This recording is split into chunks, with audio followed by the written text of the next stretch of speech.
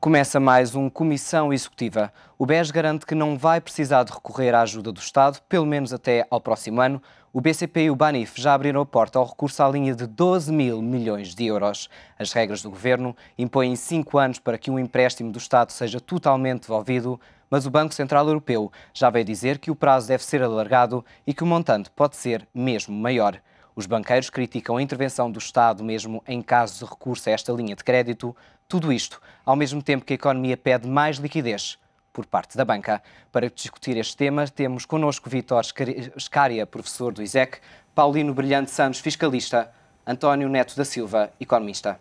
Hoje foram conhecidos os nomes, muito bem, mais, hoje foram conhecidos uns números da Autoridade Bancária Europeia, que, segundo a Bloomberg, diz que nos próximos dias irá-se saber que possivelmente os bancos europeus precisam de 40 vezes maiores do que os números avançados anteriormente. E eu pergunto aqui ao meu lado, quanto é que a banca europeia realmente precisa? Bom, eu não fiz as contas, portanto, penso que os peritos terão feito as contas. Agora, o que eu posso dizer é que a economia é expectativa. E este é um ponto que os responsáveis europeus e mundiais parecem esquecer. Ou seja, quanto mais tempo se permite que uma crise se vá instalando, mais difícil é resolvê-la. O que quer dizer que, se as medidas se tomarem de uma forma relativamente rápida, pode ser que o valor seja esse que acaba de ser divulgado. Se as medidas não se tomam tão rapidamente, pode ser que seja o dobro. Se tivessem tomado há 2 meses, se calhar era metade, ou provavelmente nem isso. Portanto, este ponto é extremamente importante. É urgente tomar medidas que estabilizem os mercados. Toda a conversa que se faz hoje à volta da eventual extinção do euro é, de facto, muito má para o euro. Mas se nós olharmos para os mercados, nós podemos ver que o euro anda entre 1,30 e 1,40 do dólar. E, portanto, os mercados não acreditam que o euro vai acabar. Mas o próprio facto de toda a gente andar a dizer que o euro provavelmente vai acabar, que agora as empresas já estão a estudar a possibilidade de o euro acabar, perspectivando o que é que será o pós-euro. Pura e simplesmente é muito mau para aquilo para a evolução do euro. Mas os mercados não acreditam que o euro vai acabar e, portanto, é uma verificação simples que deveria ser interiorizada por parte dos responsáveis a nível europeu e a nível mundial. Então coloca-se a questão, mesmo esta questão da recapitalização da banca, pode ser uma questão política. A questão da recapitalização da banca também é, neste momento, uma questão política. Eu não posso aceitar que uma situação criada por dívida excessiva dos governos seja transformada numa possibilidade de nacionalizar a banca de uma forma com punhos de renda. E, de facto, aquilo que está sobre a mesa é isto. O governo diz, sim senhor, vamos recapitalizar a banca, mas agora quem vai mandar nisto somos nós. Nós tivemos, a partir de 74, a prova de que as intervenções dos governos dentro das decisões bancárias e de outras apenas conduzem a uma situação muito pior do que aquilo que a gestão privada conduz. Eu gostava de dizer aqui que tenho muita admiração por aquilo que o Banco Espírito Santo está a fazer. O Banco Espírito Santo, portanto, pertence a de uma família de banqueiros há muitas gerações, está a dizer, nós não queremos aqui a intervenção da banca, ou pelo menos não a queremos assim. Se é assim, nós fazemos isto sozinho e resolvemos esta situação sozinho. Paulino Brilhante Santos, esta ideia de recorrer a esta linha de 12 mil milhões de euros, há uma advertência a esse recurso. Era bom que os bancos começassem já a ponderar esta hipótese e realmente recorrerem a ela, se é preciso, ou é bom alargar e esperar para ver se arranjam-se capitais de outra forma? Quer dizer, os bancos são livres de recorrer a essa linha ou não. E para já, a minha primeira observação é que acho que devem ser livres de o recorrer, porque é uma facilidade, não é uma imposição. O que eu vejo é que, em certos setores, parece que a linha de recapitalização é vista como uma imposição, ou seja, os bancos deveriam ser obrigados a recorrer a essa linha sob o pretexto de que, se o fizessem, iriam conseguir, por essa via, libertar mais crédito para a economia. Ora, isso não é verdade, porque a libertação de crédito para a economia depende de fatores que hoje em dia são muito complexos, dependem de fatores de confiança nas empresas e na própria evolução da economia, dependem de fatores que não estão necessariamente e apenas ligados aos fatores de capitalização da banca. Portanto, acho que quem pensa que obrigar os bancos a recorrer à linha de recapitalização vai necessária e automaticamente libertar recursos para empréstimo à economia está enganado. Primeiro ponto. Segundo ponto. Concordo inteiramente que a recapitalização não pode ser utilizada como um mecanismo de nacionalização da banca, até porque a banca portuguesa, como é sabido, não é responsável pela crise financeira. Outras bancas de outros países, nomeadamente a norte-americana, poderão ter sido, porque poderão ter criado o subprime e a especulação financeira que se seguiu ao subprime e que ainda está em curso relativamente às chamadas dívidas soberanas, mas não é o caso da portuguesa. A banca portuguesa teve fatores de resistência a esta crise que, se nós podemos considerar, não podemos considerar senão notáveis, porque se tem-se aguentado extraordinariamente bem num período de turbulência sem paralelo, penso eu, na história financeira recente.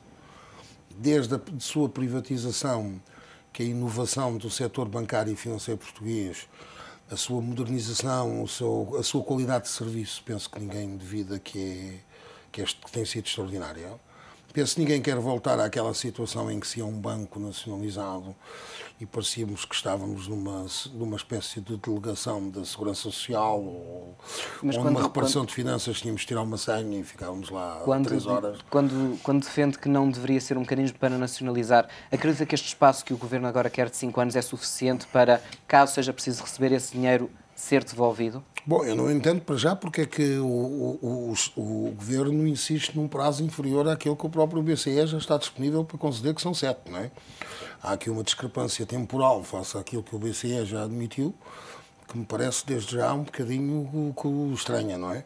Se o BCE admite 7 anos, não sei porque é que o Governo português já há de ser mais restritivo, não é? Do que o próprio Banco Central Europeu. Vítor Scária, em relação à intervenção que poderia ser feita ou a forma como estes 12 mil milhões de euros poderiam ser dados aos bancos, qual seria a melhor solução? Deixe-me retomar um bocado o que tinha sido dito. Eu acho que o Tony da Silva disse uma questão, falou uma questão que é fundamental. E nós já discutimos isto aqui há algumas semanas atrás, este problema da recapitalização da banca, que é o fenómeno, e o negócio bancário é um fenómeno fundamentalmente baseado na confiança.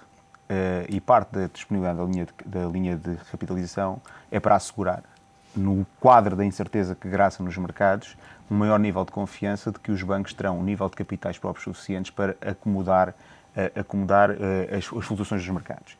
Mas, como o Dr. Neto da Silva dizia, à medida que a incerteza vai aumentando, o nível de capital vai aumentando. E daí o número agora ser 40 vezes superior, daqui a algum tempo será maior, porque ainda por cima, com as regras que foram impostas para registro de um conjunto de coisas que são registadas de acordo com o nome técnico, mark to market, ou seja, em função da variação do valor dos ativos nos mercados, o que aconteceu na Bolsa nas últimas 3 semanas, gerou uma necessidade de capital abissal em relação à carteira dos bancos.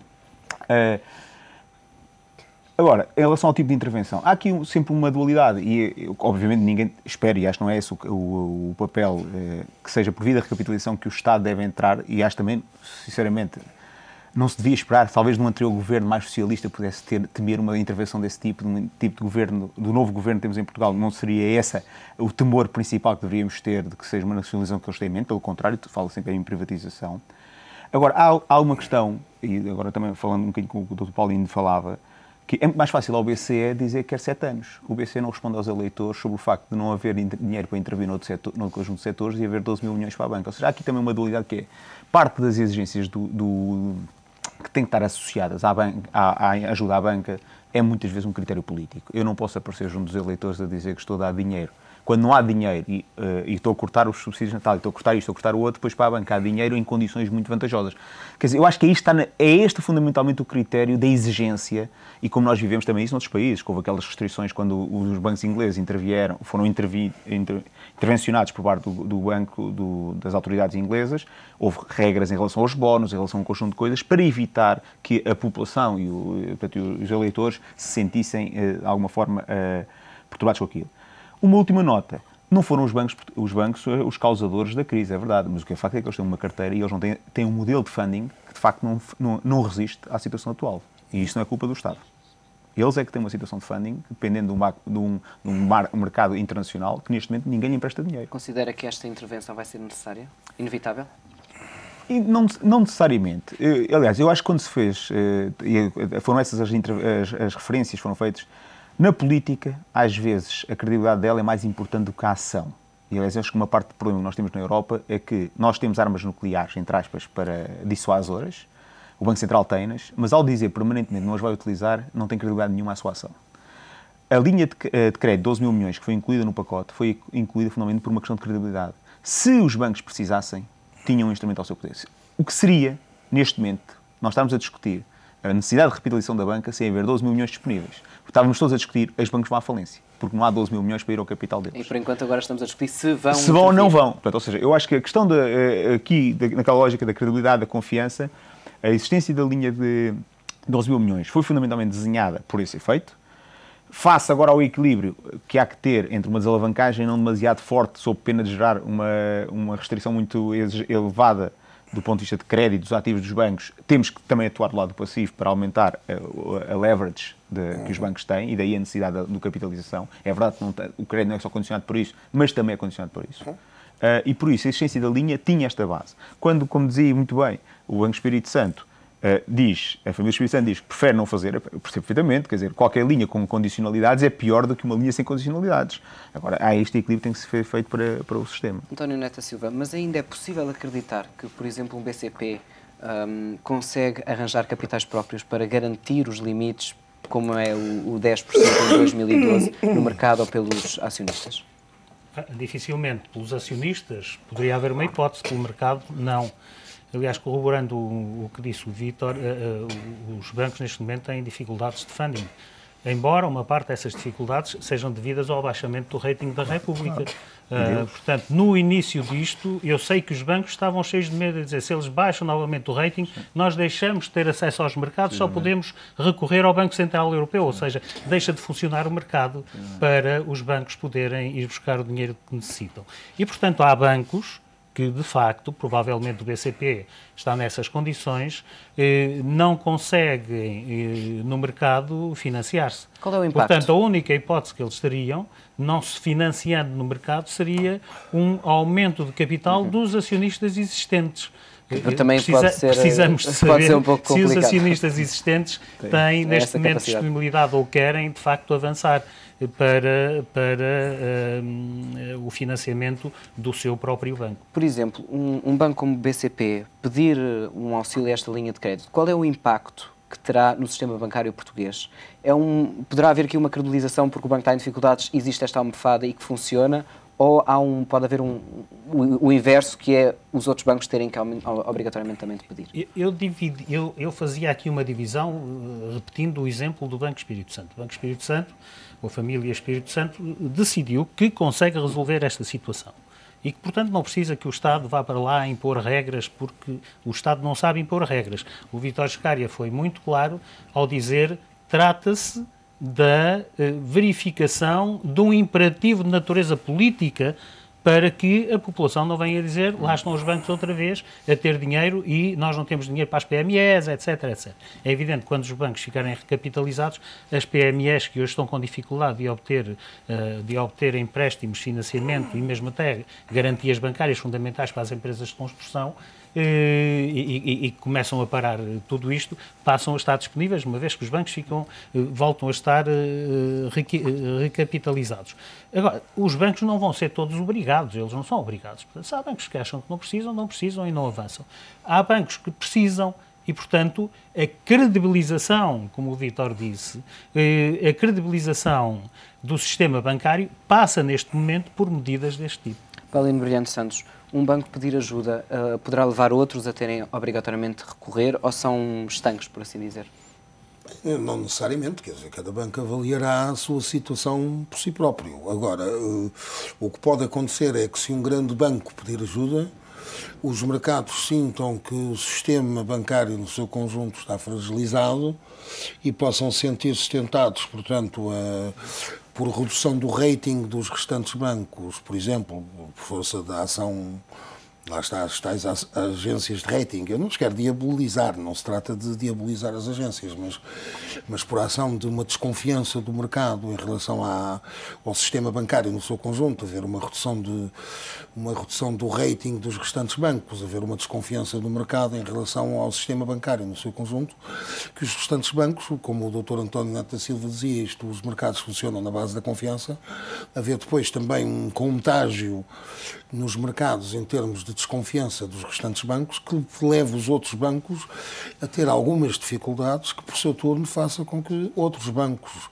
que, em princípio, poderiam não estar em condições de recorrer a esse auxílio, venham a estar em dificuldades e tenham sido e sejam levados também a necessitar desse auxílio. Pode acontecer. O melhor mesmo o chamado efeito de contágio. O melhor mesmo se será evitar este grandes recurso. bancos vierem a necessitar. O melhor seria, então, evitar este recurso? Naturalmente que sim. Sempre a solução do Banco Espírito Santo, que é uma solução que eu penso que é aquela solução mais vantajosa e sempre preferível, que é a solução dos acionistas fazendo um esforço próprio para resolverem a sua própria situação, que aliás é uma solução meritória, que envolve um esforço de capital dos próprios acionistas, é evidentemente sempre a solução preferível, não é?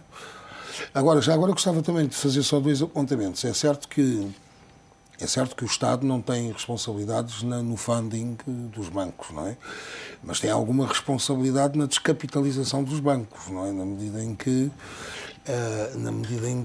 como é sabido, sobretudo nos últimos anos do governo anterior, levou os bancos e pressionou os bancos de forma bastante notória a um investimento muito forte no financiamento do Estado, das empresas públicas, etc.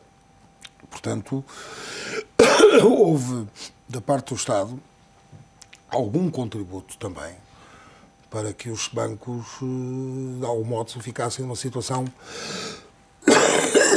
que os leva agora a terem alguma debilidade em termos financeiros. Vítor Scário. Diogo, desculpa, o Vítor não se importa só aqui um segundo. Sim. Eu disse que havia 2 vertentes e só falei de uma das vertentes. Outra vertente interessante, que valia a pena depois meditar-se sobre isso, é a vertente de valor das ações. Ou seja, quando o Banco Espírito Santo afirmou de uma forma decidida, as ações nós dispararam. não pretendemos disparar um 16% ou 17% e estiveram suspensas por 2 vezes pela CMVM. Passaram os 15%. Exatamente. O que é que será a fiabilidade no valor das ações, ou seja, da propriedade de capital, que resulta da intervenção do Estado, sabendo os acionistas que o Estado agora passa a poder ali ter uma espécie de golden share e que pode impedir e inclusive pode obrigar o banco ou a gestão do banco a fazer aquilo que o Estado quer e não aquilo que a gestão em si pensaria que é uma coisa interessante, e é a tal segunda vertente, que impacto tem isto no valor das ações? Vítor Scário, poderíamos aqui ver um decréscimo do valor das ações com uma intervenção do Estado? Podemos, quer dizer, como dizia o Dr. Paulinho, com uma razão, é assim, tudo isto se passa numa lógica de credibilidade global do sistema. E nós não sabemos, quando um banco for pedido, o efeito de sinal que dá. E o efeito de sinal, se for sentido que é uma coisa isolada, fica por ali. Se não, mas dada o que é hoje a fragilidade do sistema, é verdade que o BES sinalizou, lá está, a sua capacidade financeira e isso conduziu a uma valorização forte. Por exemplo, em 2008, quando foi a história da outra linha, que era a linha para obter financiamento, eu acho que os bancos acordaram entre eles, que pediram todos, que era para não haver sinal. Portanto, era uma lógica, sim senhora, vamos todos em condições de igualdade. Eu julgo que a questão é essa mesmo, quer dizer, há aqui um sério risco, dada a fragilidade que existe no sistema, de todas estas ações poderem resultar na desconfiança. E quando desconfia, não sabemos onde vamos parar. Ou seja, pode-se começar a desenrolar um novelo que não sabemos onde paramos. Portanto, nesse sentido, como a pergunta inicial que ia fazer era melhor nenhum pedir? Sim, era melhor nenhum pedir, provavelmente. Não sabemos se estamos em condições de nenhum pedir. Se tiverem que pedir, que se demonstre a vantagem, a possibilidade daquilo fazer. Há outra parte, que atenção, nós continuamos a falar, vai ser mesmo necessário o lado do capital. Estes rácios, score tier 1 e coisas do género, são exigidos em função de uma relação entre um ativo e um passivo.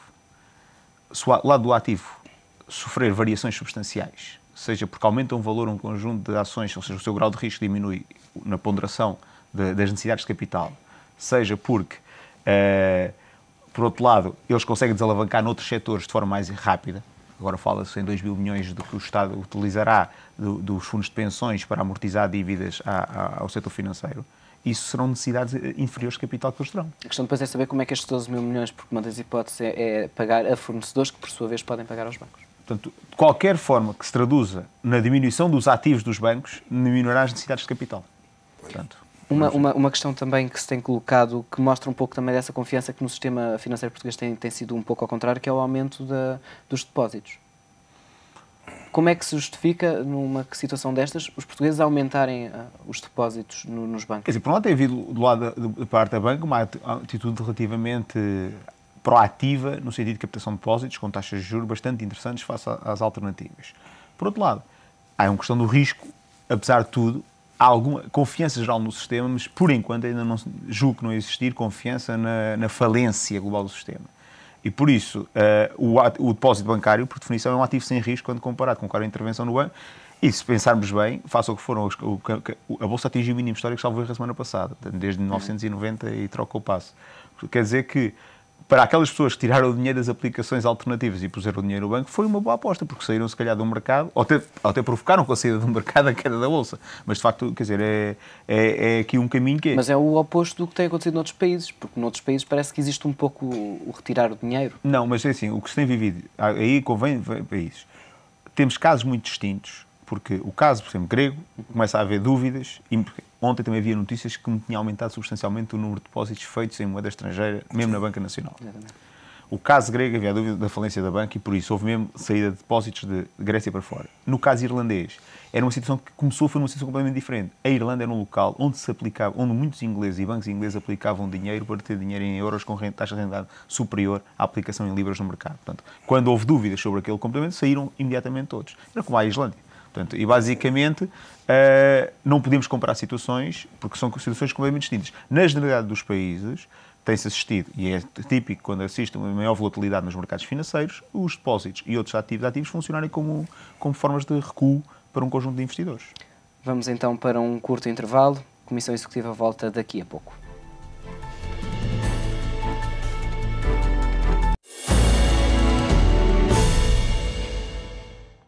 A Comissão Executiva volta com o tema da recapitalização da banca em cima da mesa. Estávamos há pouco a falar desta folga de 2 mil milhões de euros que o Governo diz ter e que pode ser paga para fornecedores. De alguma forma, estes 2 mil milhões de euros poderiam ser usados para pagar dívidas à banca? Começa aqui pelo António Neto. Eu não sei muito bem o que é uma folga na situação atual, quer dizer... Vamos lá, eu se fosse Ministro das Finanças procuraria obter mais do que aquilo que precisava, porque, como nós sabemos, normalmente há contingências que nós, economistas, calculamos sempre na ordem dos 8%, ou seja, normalmente quando nós estamos à espera que alguma coisa se situa a um determinado nível, normalmente acontece que em termos de receitas nós vamos receber menos 8%, portanto é preciso uma contingência. Eu acho que se o Governo tem, de facto, essa almofada, porque excedente não se pode falar de excedente quando de facto os déficits são aquilo que são, e estamos numa circunstância de grande austeridade para resolver um problema de déficit. Eu acho que o Estado deve, de facto, manter essa almofada para, no futuro, não ter que vir pedir mais aos portugueses que já estão... De alguma forma, estes 2 mil milhões de euros deviam não ser gastos já, deviam ser ficado para o próximo ano? Tem que funcionar como uma almofada até ao momento em que, eventualmente, se verifique que o tal excedente é, de facto, um excedente. Portanto, eu seria cuidadoso na utilização desse dinheiro. Acredita que, de alguma forma, poderíamos aqui usar estes 2 mil milhões de euros para pagar dívidas à banca? De modo nenhum, eu concordo inteiramente com o Dr. António Neto Silva. Eu acho isso um disparate total, porque, para já, custa-me um bocado a acreditar que, vindo de onde venho, ou seja, vindo de fundos de pensão, de fundos de pensões do setor financeiro, os cálculos actuariais que tenham sido feitos por entidades financeiras, bancos, com grandes divisões de seguros e de pensões, etc., estejam tão grosseiramente sobreavaliados para se poder agora, de repente, pegar em 2.000 milhões de euros de liquidez pura e dizer isto aqui está a mais, pode-se gastar imediatamente. Custa-me a crer, sinceramente. Porque não me parece que os bancos propriamente sejam conhecidos por estas mãos, por serem uns mãos largas que disponham assim de 2.000 milhões de euros em caixa, em fundos de pensões ou em qualquer outra aplicação, seja qual for, para estarem assim com 2.000 milhões que por acaso, por negligência ou por inépcia ou por esquecimento tenham tido em fundos de pensões 2.000 milhões de euros a mais em caixa, não é? Portanto, acho um bocado estranho, porque, sinceramente, a falta de melhor explicação custa-me um bocado a crer nesta fartura de 2.000 milhões de euros. A não ser que tenham vendido ao Estado os fundos de pensões a prémio. Mas a questão não é essa. Quer dizer, há aqui qualquer coisa que eu não consigo perceber nestes 2.000 milhões. E, portanto, acho que por um critério de prudência e atendendo a que todos nós sabemos que a Segurança Social e as pensões da Segurança Social vão entrar em crise já provavelmente em 2017 ou 2020. Seria prudente não estar e isto são responsabilidades transferidas para o Estado, porque o Estado vai ter que pagar as pensões a esta gente toda. E os cálculos actuariais são, em qualquer circunstância, falíveis. Os custos de saúde são galopantes, a esperança de vida não para de aumentar, etc. Seria da mais elementar prudência o Estado abster-se de pegar em 2.000 milhões de euros e pagar dívidas à banca ou quem quer que seja. Seria muito mais prudente mantê-los em caixa na Segurança Social. Vítor Scária, seria melhor guardar estes 2.000 milhões de euros na Segurança Social ou poderíamos libertá-los para... Eu acho que há aqui uma confusão entre o que é... Primeiro, sobre o que são os 2.000 milhões. Os 2.000 milhões correspondem à diferença entre o montante do fundo avaliado que é transferido para o Estado é mais do que o suficiente para garantir um objetivo de 5,9% do déficit. Não há nenhum excedente, não há nenhum engano, não há nada. Agora, aqui é preciso também distinguir duas coisas que é o que é que são os valores. Isto é uma coisa relativamente complicada, às vezes explicar às pessoas, e muitas pessoas não conseguem perceber isto, que os déficits são calculados numa lógica de compromisso e não numa lógica de caixa. E nós temos que sistematicamente perceber que o que estamos aqui às vezes a distinguir são o montante dos valores de entradas fluxos financeiros em caixa. O Estado pode fazer depósitos, sim senhor, mas o que é isso senão, na prática, amortizar já uma dívida que deixa de ter responsabilidades no futuro?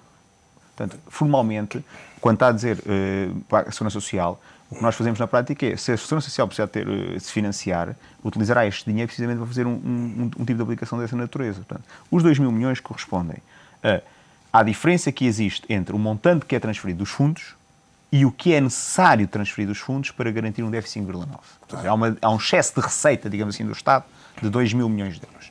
Que, obviamente, não invalidam que o Estado aqui vai passar a pagar 500 milhões de euros de pensões por ano. Portanto, foi uma conta que eu vi sobre os pensionistas dos bancos. Nós, como bem diz, não sabemos e nunca nenhum cálculo atuarial. É verdade, já não se fizeram coisas como se fizeram no passado, em que se transferiram fundos de pensões completamente não atuarialmente equilibrados, o caso do CTT, que foram os casos mais...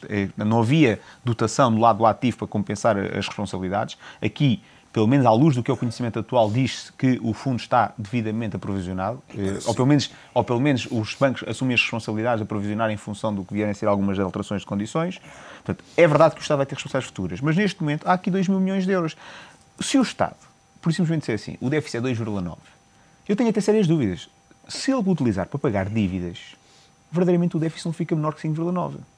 Aqui é preciso ter uma questão. Se são dívidas, já estavam no déficit. Pois. Das duas, uma. Ou então não eram dívidas, estavam no déficit. E então são coisas adicionais. Pode ser algum buraco que não conhecemos. Pois, eu acho que não é, sinceramente, eu acho que aqui vai ser uma coisa. Boa parte da dívida comercial, nomeadamente de hospitais, de empresas públicas e tudo isso, está. Outra coisa, nós tivemos que incorporar na dívida do Estado, as empresas públicas já estão dentro do perímetro. Portanto, a amortização desse tipo de dívida não tem impacto no déficit, porque quando o Estado transfere de uma coisa que está dentro do perímetro para outra coisa que está dentro do perímetro, é um ativo para um, é um passivo para outro, aquilo anula-se, consolida, é uma transferência, anula. Agora, se esta empresa utilizar para diminuir, na prática o que é que acontece? As responsabilidades diminuíram. Portanto, nesse sentido, a questão de guardar, do ponto de vista de gestão do Estado, não faz sentido. Obviamente, deve ser salvaguardado. Não devem ser feitas operações que sejam só de curtíssimo prazo e que no ano que vem haja nova necessidade daquele dinheiro. De alguma forma, este processo poderia ajudar o sistema financeiro?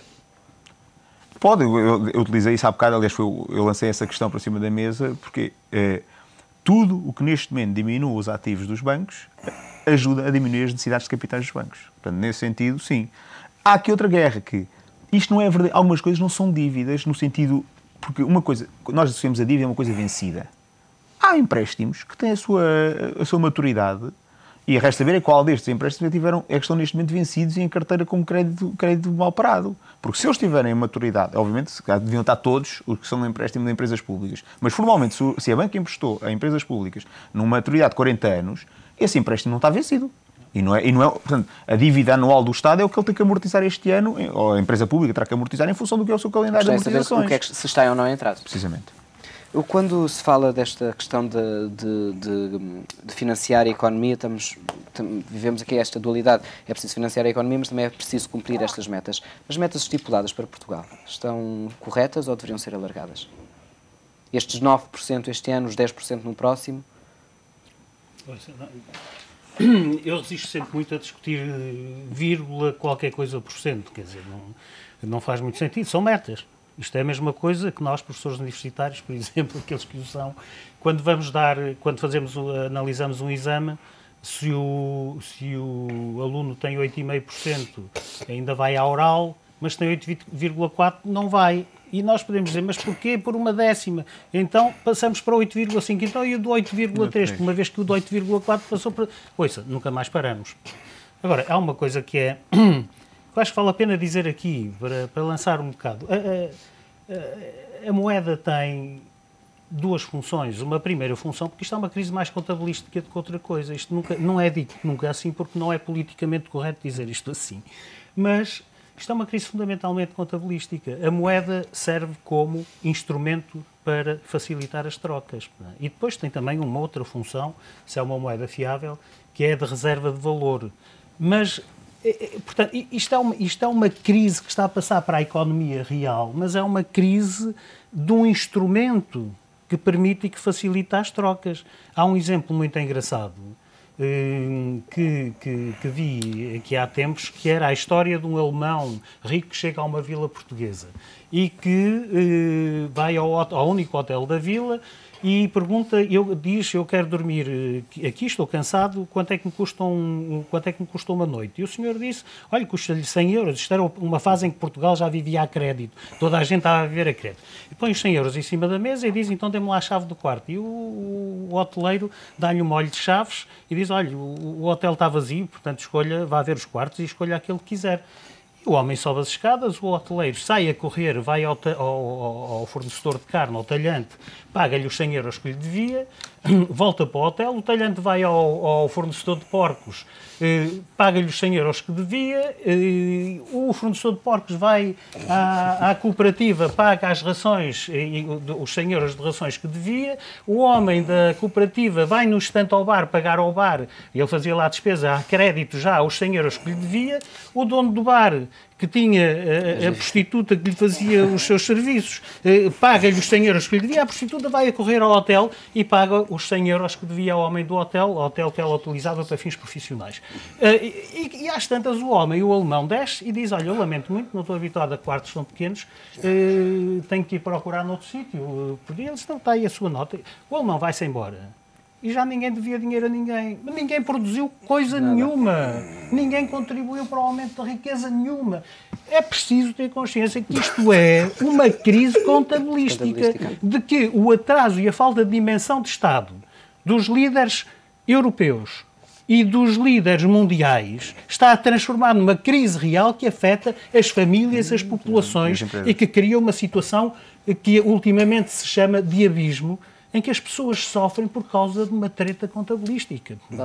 Agora, isto não é correto um economista dizer, está bem? Mas eu, como já não tenho idade para andar a dizer aquilo que os outros gostam de ouvir, convém dizer isto. Paulino Brilhante Santos, esta é então uma questão também a nível europeu. Tivemos uma notícia que o Commerzbank na Alemanha também poderá ter que ser nacionalizado, na Alemanha, que será o país exemplo da União Europeia. Vamos ter agora o Conselho Europeu.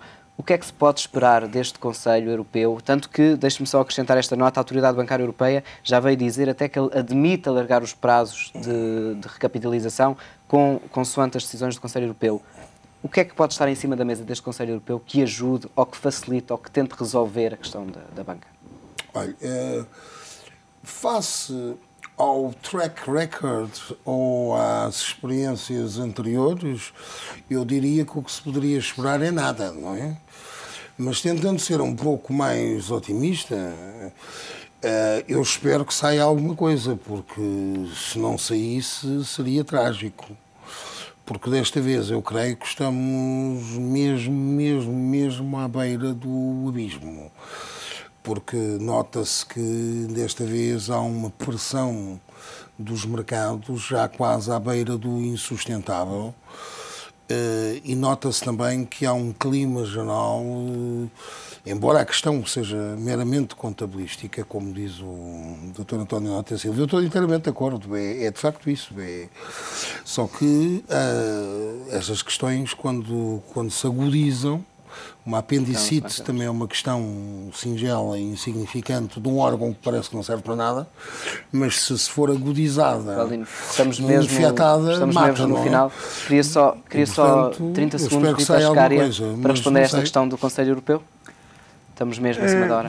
Aquilo que eu disse há bocado, ou seja, a Europa e as suas instituições têm ao seu dispor um conjunto de instrumentos que eu chamei há bocado a brincar, armas nucleares. Disseram sempre que eram pacifistas e nunca as quiseram utilizar. Se puserem em cima da mesa um instrumental com decisão para utilizar, é o que podemos esperar do Conselho Europeu. Obrigado, então. A Comissão Executiva termina aqui por hoje. Prometo, amanhã voltamos à mesma hora, aqui no ETV.